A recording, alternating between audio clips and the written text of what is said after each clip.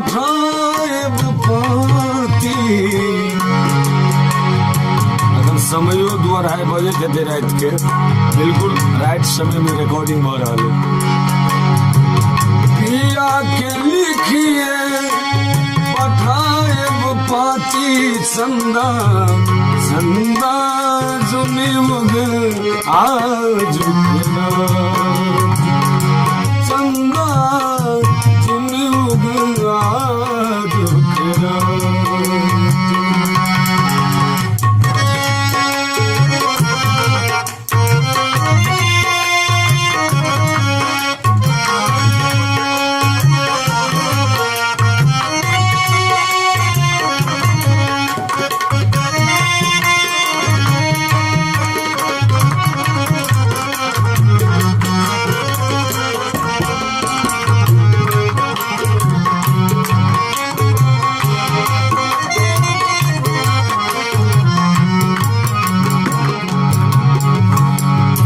सावन सोहम करब प्रीति सावन निरगा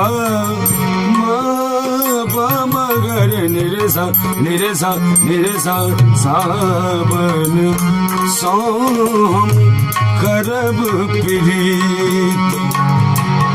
सत अभिमत अभिसान कृति संदा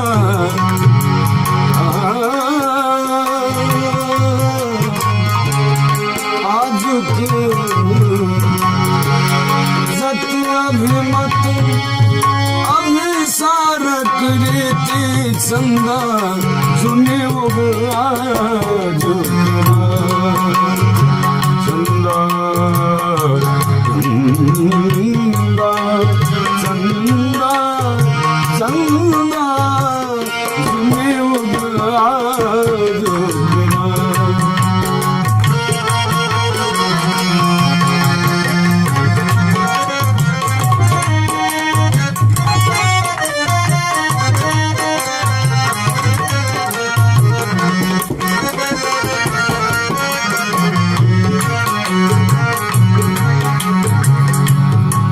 अखबारा हूँ बुझाए हंसी हंसी हंसी हंसी हंसी हंसी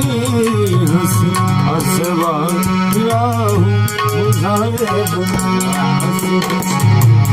बीबी जन उगला हंसी तल ससी संदा बीबी जन उगला शीतल शशि चंदा चंदा सुने उगला जुगरा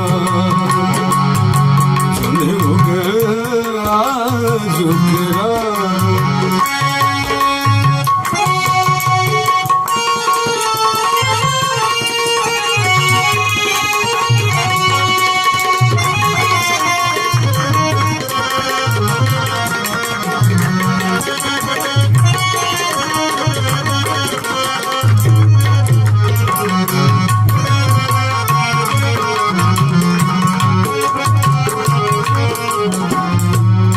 नहीं विद्यापति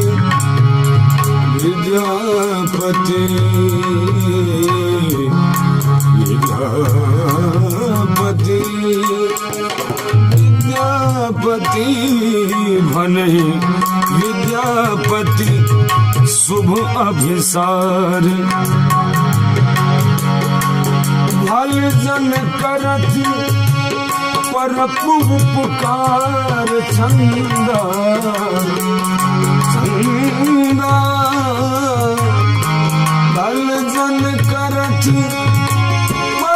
उपकार चंदा चंदा जुने उगला जुगरा जुने उगला जुगरा जुने उगला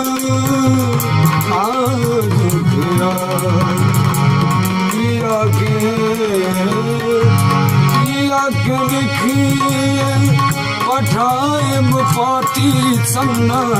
चंदा जुनियुग आजुक जुनियुग आजुक जुनियुग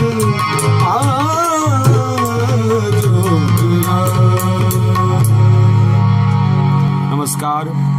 सब गोटा के फेर से अनुरोध अरविंद सिंह सांस्कृतिक मंच चैनल के सब्सक्राइब करी शेयर करी नीक लागे तो लाइक सेहो करी।